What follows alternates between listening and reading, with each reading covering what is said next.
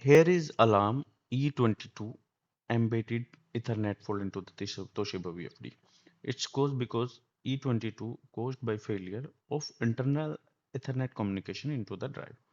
Okay, so inspect the motor driven equipment for issues prior to clearing any fault. Use any one following method to clear the fault. Okay, like press AS32, then press reset button and set type F00724. So it will be, this will be the drift. Okay, if again it's E-22 occurs when problem. Okay, so ESD onboard Ethernet communication module, same. If fault can be cleared using one method above normal operation can be resumed, but drive should be monitored for proper operation.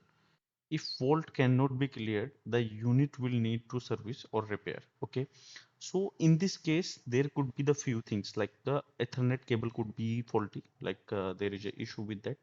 You need to replace that. You try with the replacement of that, and then it could be like communication card could be damaged inside of the VFD. So in that case, you need to repair only. Okay, with this, your problem will be resolved. Otherwise, you need to connect to your manufacturer who will help you to repair this. If your problem is still not resolved, you can write a mail to us. I will help you to resolve your issue.